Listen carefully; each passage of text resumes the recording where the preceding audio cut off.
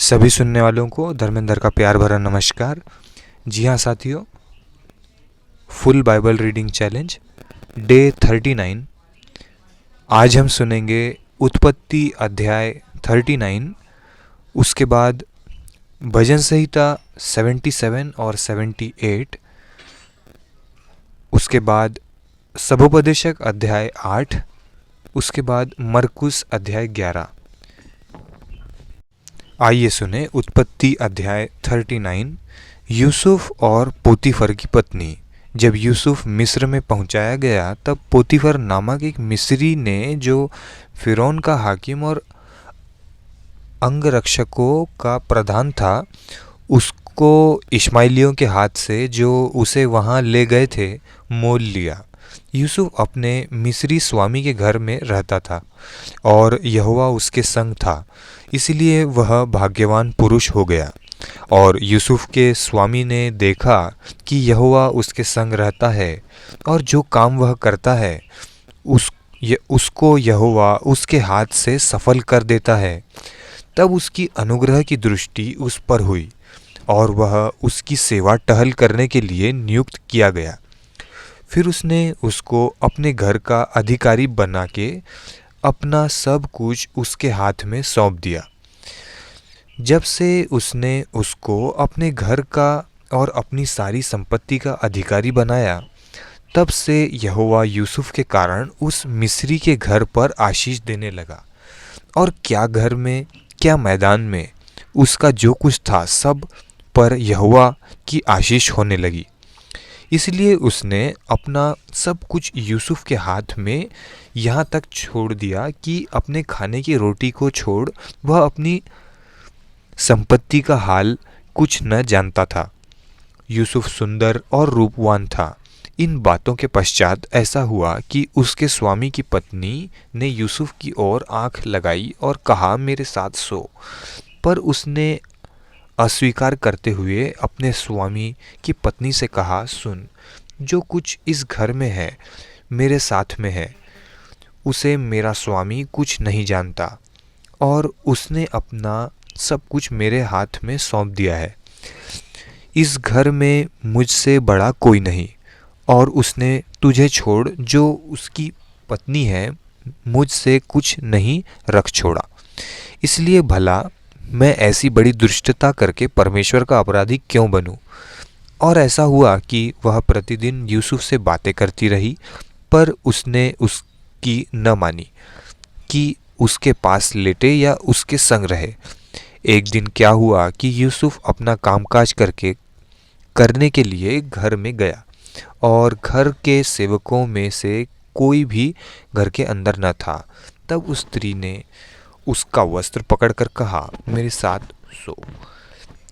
पर वह अपना वस्त्र उसके हाथ में छोड़कर भागा और बाहर निकला गया। यह देखकर कि वह अपना वस्त्र मेरे हाथ में छोड़कर बाहर भाग गया, उस स्त्री ने अपने घर के सेवकों को बुलाकर कहा, देखो, वह एक इब्री मनुष्य को हमारा तिरस्कार करने के लिए हमारे पास ले आया है। वह तो मेरे साथ के मतलब से मेरे पास अंदर आया था और मैं ऊंचे स्वर से चिल्ला उठी और मेरी बड़ी चिल्लाहट सुनकर वह अपना वस्त्र मेरे पास छोड़कर भागा और बाहर निकल गया। और वह उसका वस्त्र उसके स्वामी के घर आने तक उसके पास रखे रही।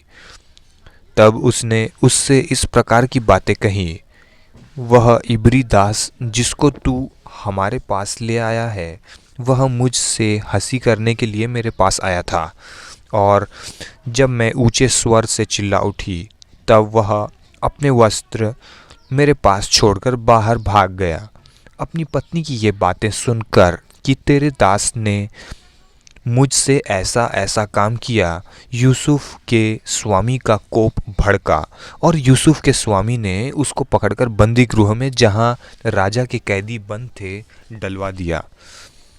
अंततः वह उस बंदी गृह में रहा, पर यहोवा उस यूसुफ के संग संग रहा और उस पर करुणा की और बंदी गृह के दारोगा के अनुग्रह की दृष्टि पर अनुग्रह की दृष्टि उस पर हुई।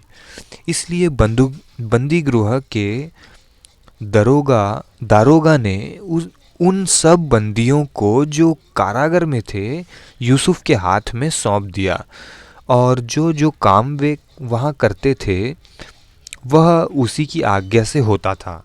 यूसुफ के वश में जो कुछ था उसमें से बंदी गृह के दारोगा को कोई भी वस्तु देखनी न पड़ती थी, क्योंकि यहोवा यूसुफ के साथ था, और जो कुछ वह करता था यहोवा उसको उसमें सफलता देता था। ऐसा करेंगे क्या? आइए सुने भजन संहिता 77। Very interesting. संकट के समय सांत्वना। मैं परमेश्वर की दोहाई चिल्ला चिल्ला कर दूंगा। मैं परमेश्वर की दोहाई दूंगा और वह मेरी ओर कान लगाएगा। संकट के दिन मैं प्रभु की खोज में लगा रहा। रात को मेरा हाथ फैला रहा और ढीला न हुआ। मुझ में शांति आई ही नहीं। मैं परमेश्वर का स्मरण करके कराहता हूँ। मैं चिंता करते करते मूर्छित हो चला हूँ। तू मुझे झपकी लगने नहीं देता। मैं ऐसा घबराया हूँ कि मेरे मुंह से बात नहीं निकलती। मैंने प्राचीन काल के दिनों को और युग युग के वर्षों को सोचा है। मैं रात के समय अपने गीत को स्मरण करता और मन में ध्यान करता हूँ और मन में भली भांति विचार करता हूँ, क्या प्रभु युग युग के लिए छोड़ देगा और फिर कभी प्रसन्न न होगा? क्या उसकी करुणा सदा के लिए जाती रही? क्या उसका वचन पीढ़ी पीढ़ी के लिए निष्फल हो गया है? क्या परमेश्वर अनुग्रह करना भूल गया? क्या उसने क्रोध करके अपनी सब दया को रोक रखा है? मैंने कहा, यही तो मेरा दुख है कि परम प्रधान का दाहिना हाथ बदल गया है। मैं यहाँ के बड़े कामों की चर्चा करूँगा। निश्चय मैं तेरे प्राचीन काल वाले अद्भुत कामों का स्मरण करूँगा। मैं तेरे सब कामों पर ध्यान करूँगा और तेरे बड़े कामों को सोचूंगा। हे परमेश्वर, तेरी गति पवित्रता की है। कौन सा देवता परमेश्वर के तुल्य बड़ा है? अद्भुत काम करने वाला परमेश्वर तू ही है। तूने देश देश के लोगों पर अपनी शक्ति प्रकट की है। तूने अपने भुजबल से अपनी प्रजा याकूब और यूसुफ के वंश को छुड़ा लिया है। हे परमेश्वर, समुद्र ने तुझे देखा। समुद्र तुझे देखकर डर गया। गहरा सागर भी कांप उठा। मेघों से बड़ी वर्षा हुई। आकाश से शब्द हुआ। फिर तेरे तीर इधर उधर चले। बवंडर में तेरे गरजने का शब्द सुन पड़ा था। जगत बिजली से प्रकाशित हुआ। पृथ्वी कांपी और हिल गई। तेरा मार्ग समुद्र में है और तेरा रास्ता गहरे जल में हुआ, और तेरे पाँव के चिन्ह मालूम नहीं होते। तूने मूसा और हारून के द्वारा अपनी प्रजा की अगुवाई भेड़ों की सी की है। भेड़ों की सी की। परमेश्वर और उसके लोग, हे मेरे लोगों, मेरी शिक्षा सुनो। मेरे वचनों की ओर कान लगाओ। मैं अपना मुंह नीति वचन कहने के लिए खोलूँगा। मैं प्राचीन काल की गुप्त बातें कहूँगा, जिन बातों को हमने सुना और जान लिया और हमारे बाप दादों ने हमसे वर्णन किया है, उन्हें हम उनकी संतान से गुप्त न रखेंगे, परंतु होनहार पीढ़ी के लोगों से यहोवा का गुणानुवाद और उसकी सामर्थ और आश्चर्य कर्मों का वर्णन करेंगे। उसने तो याकूब में एक चितौनी ठहराई और इज़राइल में एक व्यवस्था चलाई, जिसके विषय उसने हमारे पितरों को आज्ञा दी कि तुम इन्हें अपने अपने बाल बच्चों को बताना, कि आने वाली पीढ़ी के लोग अर्थात जो बच्चे उत्पन्न होने वाले हैं वे इन्हें जाने और अपने अपने बाल बच्चों से इनका बखान करने में उगत हो, जिससे वे परमेश्वर का भरोसा रखें और परमेश्वर के बड़े कामों को भूल न जाएं, परंतु उसकी आज्ञाओं का पालन करते रहें और अपने पितरों के समान न हो, क्योंकि उस पीढ़ी के लोग तो हठीले और झगड़ालू थे और उन्होंने अपने मन स्थिर न किया था और न उनकी आत्मा परमेश्वर की ओर सच्ची रही। एप्रीमियों ने तो शस्त्रधारी और धनुधारी होने पर भी युद्ध के समय पीठ दिखा दी। उन्होंने परमेश्वर की वाचा पूरी नहीं की और उसकी व्यवस्था पर चलने से इनकार किया। उन्होंने उसके बड़े कामों को और जो आश्चर्य कर्म उसने उनके सामने किए थे उनको भुला दिया। उसने तो उनके बाप दादों के सम्मुख मिस्र देश के सोअन के मैदान में अद्भुत कर्म किए थे। उसने समुद्र को दो भाग करके उन्हें पार करा दिया और जल को ढेर के समान खड़ा कर दिया। उसने दिन को तो बादल के खंभे से और रात भर अग्नि के प्रकाश के द्वारा उनकी अगुवाई की। वह जंगल में चट्टानें फाड़कर उनको मानो गहीरे जलाशयों से मनमाना पिलाता था।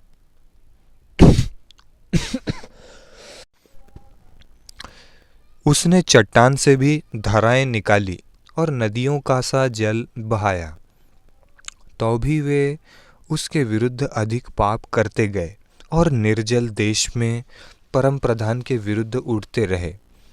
अपनी चाह के अनुसार भोजन मांगकर मन ही मन परमेश्वर की परीक्षा की। हे परमेश्वर के विरुद्ध बोले, वे परमेश्वर के विरुद्ध बोले और कहने लगे, क्या परमेश्वर जंगल में मेज लगा सकता है? उसने चट्टान पर मार के जल बहा तो दिया। उसने चट्टान पर मार के जल बहा तो दिया और धाराएं उमड़ चली, परंतु क्या वह रोटी भी दे सकता है? क्या वह अपनी प्रजा के लिए मांस भी तैयार कर सकता? यहोवा सुनकर क्रोध से भर गया और याकूब के बीच आग लगी और इज़राइल के विरुद्ध क्रोध भड़का, इसलिए कि उन्होंने परमेश्वर पर विश्वास नहीं रखा था, न उसकी उद्धार करने की शक्ति पर भरोसा किया। तो भी उसने आकाश को आज्ञा दी और स्वर्ग के द्वारों को खोला और उनके लिए खाने को मन्ना बरसाया और उन्हें स्वर्ग का अन्न दिया। मनुष्यों को स्वर्गदूतों की रोटी मिली। उसने उनको मनमाना भोजन दिया। उसने आकाश में पुरवाई को चलाया और अपनी शक्ति से दक्षिणी बहाई और उनके लिए मांस धूल के समान बहुत बरसाया और समुद्र के बालू के समान अग्नि अनगिनत पक्षी भेजे और उनकी छावनी के बीच में उनके निवासों के चारों ओर गिराए। वे खाकर अति तृप्त हुए और उसने उनकी कामना पूरी की। उनकी कामना बनी ही रही। उनका भोजन उनके मुंह ही में था कि परमेश्वर का क्रोध उन पर भड़का और उसने उनके हष्टपुष्टों को घात किया और इज़राइल के जवानों को गिरा दिया। इतने पर भी वे और अधिक पाप करते गए और परमेश्वर के आश्चर्य कर्मों की प्रतीति न की। तब उसने उनके दिनों को व्यर्थ श्रम में और उनके वर्षों को घबराहट में कटवाया। जब वह उन्हें घात करने लगा था, तब वे उसको पूछते थे और फिरकर परमेश्वर को यत्न से खोजते थे। क्या बात है! उनको स्मरण आता था कि परमेश्वर हमारी चट्टान है और परम प्रधान परमेश्वर हमारा छुड़ाने वाला है। तो भी उन्होंने उसकी चापलूसी की। वे उस से झूठ बोले, क्योंकि उनका हृदय उसकी ओर दृढ़ न था, न वे उसकी वाचा के विषय सच्चे थे। परंतु वह जो दयालु है, वह उनके अधर्म को ढांपता और उन्हें नष्ट नहीं करता। वह बार बार अपने क्रोध को ठंडा करता है और अपनी जलजलाहट को पूरी रीति से भड़कने नहीं देता। उसको स्मरण रहा कि ये नाशमान है, ये वायु के समान है जो चली जाती और लौट नहीं आती।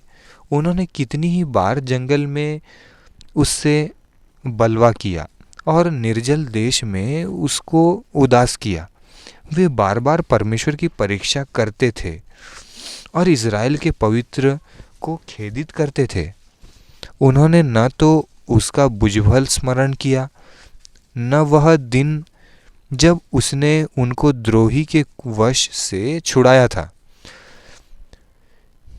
बहुत इंपॉर्टेंट है ये 78 भजन संहिता,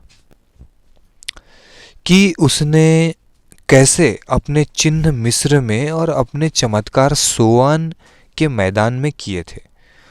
उसने तो मिस्रियों की नदियों को लहू बना डाला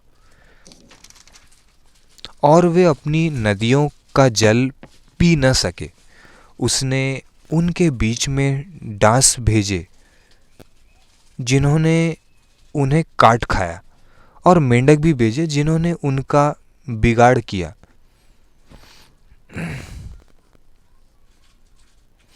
डांस तो मुझे मालूम है, मच्छर कहते हैं।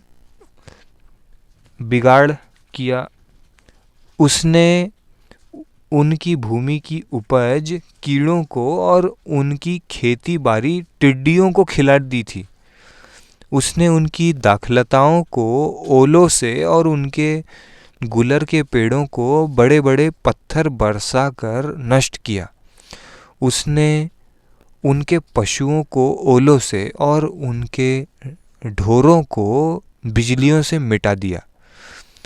उसने उनके ऊपर अपना प्रचंड क्रोध और रोष भड़काया और उन्हें संकट में डाला और दुखदाई दूतों का दल भेजा।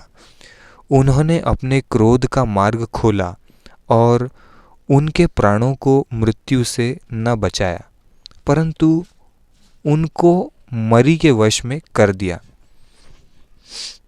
उसने मिस्र के सब पहिलौठों को मारा जो हाम के डेरों में पौरुष के पहले फल थे, परंतु अपनी प्रजा को भेड़ बकरियों के समान प्रस्थान कराया और जंगल में उनकी अगुवाई पशुओं के झुंड की सी की। तब वे उसके चलाने से भटके चले, बेखटके चले और उनको कुछ भय न हुआ, परंतु उनके शत्रु समुद्र में डूब गए। उसने उनको अपने पवित्र देश की सीमा तक इसी पहाड़ी देश में पहुंचाया जो उसने अपने दाहिने हाथ से प्राप्त किया था। उसने उनके सामने से अन्य जातियों को भगा दिया और उनकी भूमि को डोरी से माप माप कर बांट दिया और इज़राइल के गोत्रों को उनके डेरों में बसाया।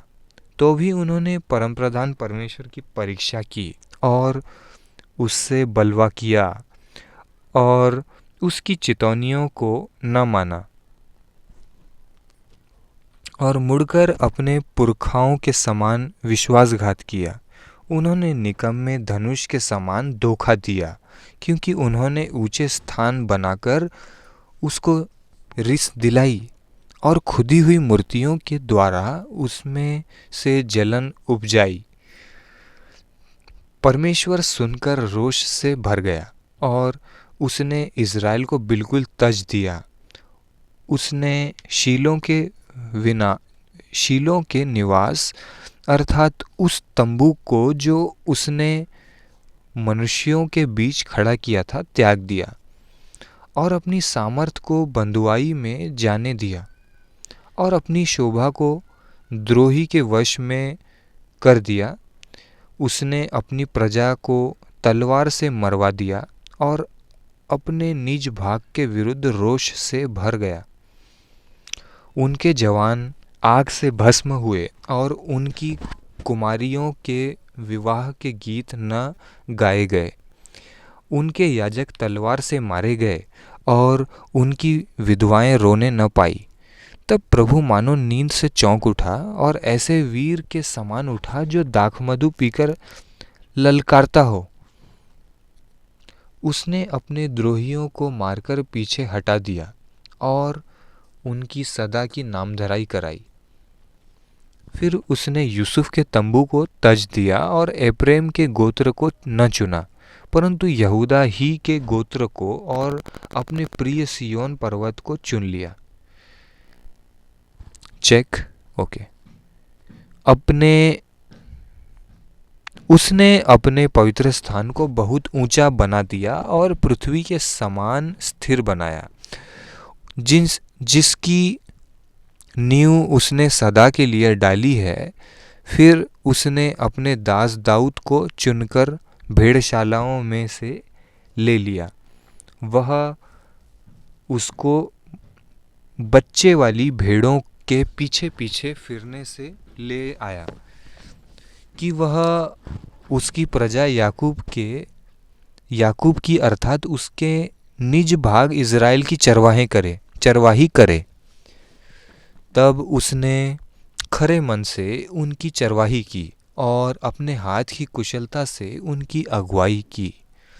भजन संहिता 77 और 78 समाप्त हुआ साथियों। थोड़ा बड़ा था, लेकिन इसमें हमने देखे कि परमेश्वर कैसे बदला लेता है यदि हम परमेश्वर की आज्ञाओं को नहीं मानते हैं तो। सचमुच साथियों, इस वक्त एक फीलिंग आ रही है कि इस वचन को जो लोग समझाते हैं वे लोग सच में बहुत महान हैं। वे पूरा पढ़ते हैं पास्टर लोग और फिर हमको सिखाते हैं, हमको आसान शब्दों में। बाइबल को पूरा पढ़ने के लिए बहुत कुछ त्यागना पड़ता है, अपना समय निकालना पड़ता है। अपना जो पहला प्रावधान है, अपनी जो प्रायोरिटी है, वो बाइबल को देनी पड़ती है, तभी हम सीख सकते हैं। आइए सुने सबोपदेशक अध्याय 8। बुद्धिमान के तुल्य कौन है और किसी बात का अर्थ कौन लगा सकता है? मनुष्य की बुद्धि के कारण उसका मुख चमकता और उसके मुख की कठोरता दूर हो जाती है। राजा की आज्ञा मान। मैं तुझे सम्मति देता हूँ कि परमेश्वर की शपथ के कारण राजा की आज्ञा मान। राजा के सामने से उतावली के साथ न लौटना और न बुरी बात पर हठ करना।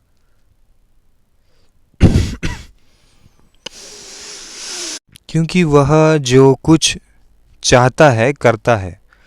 क्योंकि राजा के वचन में तो सामर्थ रहती है और कौन उससे कह सकता है कि तू क्या करता है? जो आज्ञा को मानता है वह जोखिम से बचेगा और बुद्धिमान का मन समय और न्याय का भेद जानता है। क्योंकि हर एक विषय का समय और नियम होता है। यद्यपि मनुष्य का दुख उसके लिए बहुत भारी होता है, वह नहीं जानता कि क्या होने वाला है और कब होगा। यह उसको कौन बता सकता है? ऐसा कोई मनुष्य नहीं जिसका वश प्राण पर चले कि वह उसे निकलते समय रोक ले। क्या बात है। और न कोई मृत्यु के दिन पर अधिकारी होता है। बहुत ज़्यादा इम्पोर्टेंट।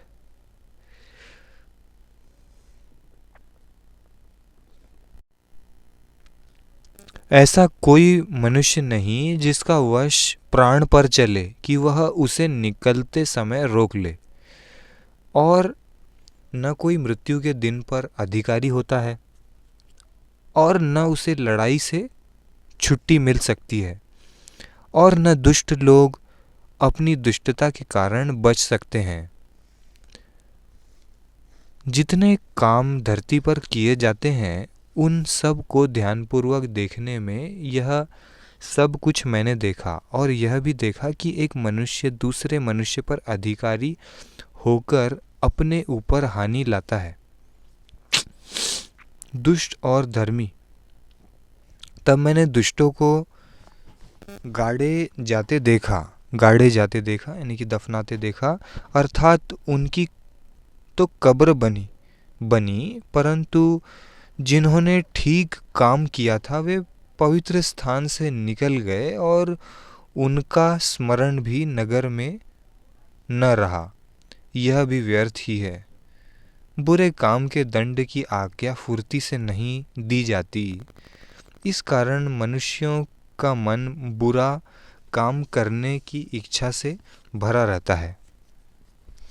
चाहे पापी 100 बार पाप करे और अपने दिन भी बढ़ाए, तो भी मुझे निश्चय है कि जो परमेश्वर से डरते हैं और उसको अपने सम्मुख जानकर भय से चलते हैं, उनका भला ही होगा, परंतु दुष्ट का भला नहीं होने का, और न उसकी जीवन रूपी छाया लंबी होने पाएगी, क्योंकि वह परमेश्वर का भय नहीं मानता।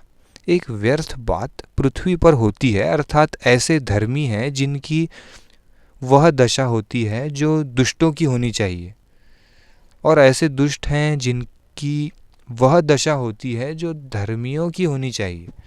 मैंने कहा कि यह भी व्यर्थ ही है। तब मैंने आनंद को सराहा, क्योंकि सूर्य के नीचे मनुष्य के लिए खाने पीने और आनंद करने को छोड़ और कुछ भी अच्छा नहीं, क्योंकि यही उसके जीवन भर जो परमेश्वर उसके लिए धरती पर ठहराए, उसके परिश्रम में उसके संग बना रहेगा। जब मैंने बुद्धि प्राप्त करने और सब काम देखने के लिए जो पृथ्वी पर किए जाते हैं अपना मन लगाया कि कैसे मनुष्य रात दिन जागते रहते हैं, तब मैंने परमेश्वर का सारा काम देखा जो सूर्य के नीचे किया जाता है।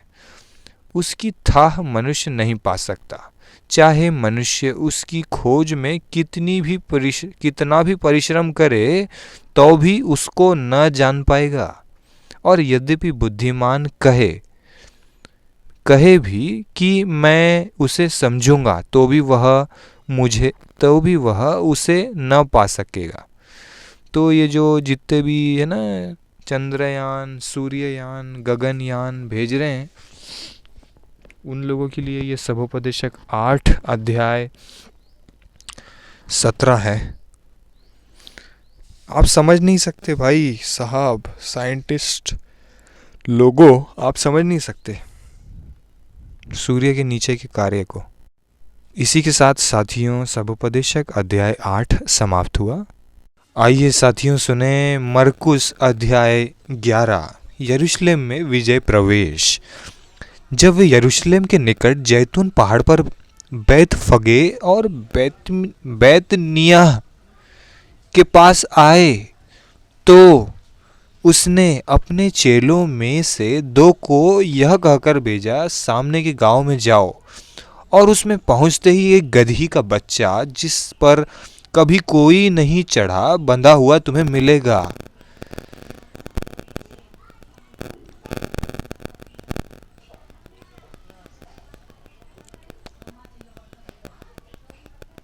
Check okay. उसे खोल लाओ। यदि तुमसे कोई पूछे यह क्यों करते हो, तो कहना प्रभु को इसका प्रयोजन है और वह शीघ्र उसे यहाँ भेज देगा। उन्होंने जाकर उस बच्चे को बाहर द्वार के पास चौक में बंधा हुआ पाया और खोलने लगे। उसने उनमें से जो वहां खड़े थे कोई कहने लगे, यह क्या करते हो? गदही के बच्चे को क्यों खोलते हो? जैसा यीशु ने कहा था वैसा ही उन्होंने उनसे कह दिया। तब लोगों ने उन्हें जाने दिया। उन्होंने बच्चे को यीशु के पास लाकर उस पर अपने कपड़े डाले और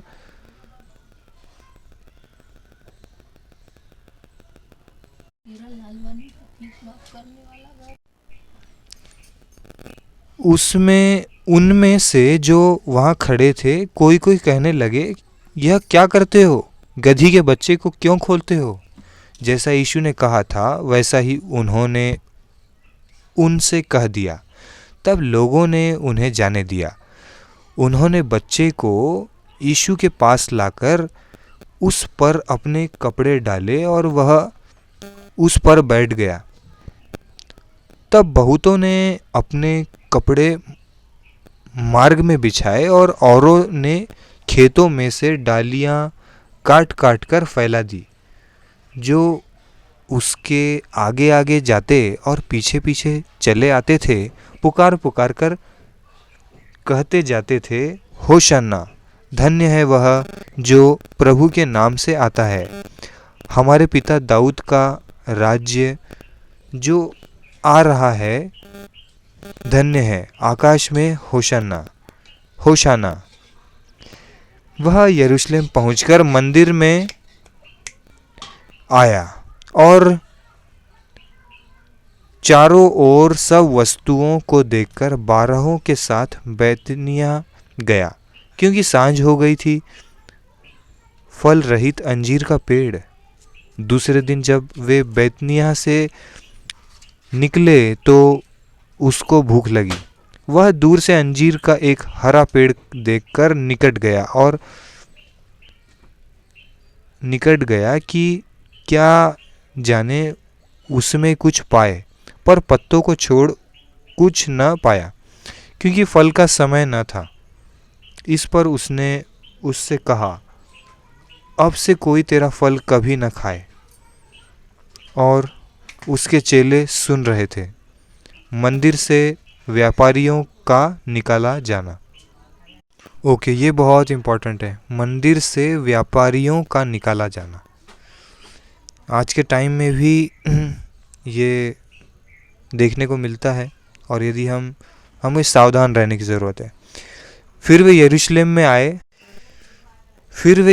में आए और वह मंदिर में गया और वहाँ जो लेन देन कर रहे थे उन्हें बाहर निकालने लगा और सराफों के पीढ़े और कबूतर बेचने वालों की चौकियां उलट दी और मंदिर में से किसी को बर्तन लेकर आने जाने न दिया। और उपदेश करके उनसे कहा, क्या यह नहीं लिखा है कि मेरा घर सब जातियों के लिए प्रार्थना का घर कहलाएगा? पर तुमने इसे डाकुओं की खोह बना दी है। यह सुनकर प्रधान याजक और शास्त्री उसके नाश करने का अवसर ढूंढने लगे, क्योंकि वे उससे डरते थे, इसीलिए कि सब लोग उसके उपदेश से चकित होते थे। सांझ होते ही वे नगर के बाहर चले गए, सूखे अंजीर के पेड़ से शिक्षा। फिर भोर को जब वे देखिए, ये गला खराब, सर्दी और खांसी होने की वजह से बहुत डिफ़िकल्ट हो रहा है रिकॉर्ड करना, लेकिन मैं गवाही देता हूँ कि प्रभु के नाम को ऊंचा उठाता हूँ और प्रभु मेरी सहायता कर रहे हैं। आइए सुनते रहिए, ध्यान दीजिए, मैं पढ़ रहा हूँ। फिर भोर को जब वे उधर से जाते थे तो उन्होंने उस अंजीर के पेड़ को जड़ तक सूखा हुआ देखा। पतरस को वह बात स्मरण आई। पतरस को वह बात स्मरण आई और उसने उससे कहा, हे रब्बी, देख, यह अंजीर का पेड़ जिसे तूने श्राप दिया था सूख गया है। यीशु ने उसको उत्तर दिया, परमेश्वर पर विश्वास रखो। मैं तुमसे सच कहता हूँ कि जो कोई इस पहाड़ से कहे, तू उखड़ जा और समुद्र में जा पड़, और अपने मन में संदेह न करे, वरन प्रतीति करे कि जो कहता हूँ वह हो जाएगा, तो उसके लिए वही होगा। इसलिए मैं तुमसे कहता हूँ कि जो कुछ तुम प्रार्थना करके मांगो, तो प्रतीति कर लो कि तुम्हें मिल गया और तुम्हारे लिए हो जाएगा। और जब कभी तुम खड़े हुए प्रार्थना करते हो तो यदि तुम्हारे मन में किसी के प्रति कुछ विरोध हो तो क्षमा करो, इसलिए कि तुम्हारा स्वर्गीय पिता भी तुम्हारे अपराध क्षमा करे। यदि तुम क्षमा न करो तो तुम्हारा पिता भी जो स्वर्ग में है तुम्हारा अपराध क्षमा न करेगा। यीशु के यदि तुम क्षमा न करो तो तुम्हारा पिता भी जो स्वर्ग में है तुम्हारा अपराध क्षमा न करेगा। यीशु के अधिकार पर प्रश्न। फिर वे फिर यरूशलेम में आए और जब वह मंदिर में टहल रहा था तो प्रधान याजक और शास्त्री और पुरनिये उसके पास आकर पूछने लगे, तू ये काम किस अधिकार से करता है और यह अधिकार तुझे किसने दिया है कि तू ये काम करे? यीशु ने उनसे कहा, मैं भी तुमसे एक बात पूछता हूँ, मुझे उत्तर दो तो मैं तुम्हें बताऊंगा कि ये काम किस अधिकार से करता हूँ। यूहन्ना का बपतिस्मा क्या स्वर्ग की ओर से था या मनुष्यों की ओर से था? मुझे उत्तर दो। तब वे आपस में विवाद करने लगे कि यदि हम कहें स्वर्ग की ओर से तो वह कहेगा, फिर तुमने उसकी प्रतीति क्यों नहीं की? और यदि हम कहें मनुष्य की ओर से तो लोगों का डर है, क्योंकि सब जानते हैं कि यूहन्ना सचमुच भविष्यद्वक्ता था।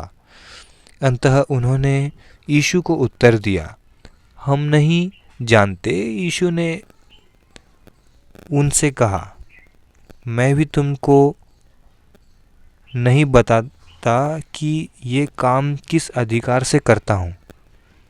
यीशु ने उनसे कहा, मैं भी तुमको नहीं बताता कि ये काम किस अधिकार से करता हूँ। मरकुस अध्याय 11 समाप्त हुआ। डे 39 का टास्क पूरा हुआ।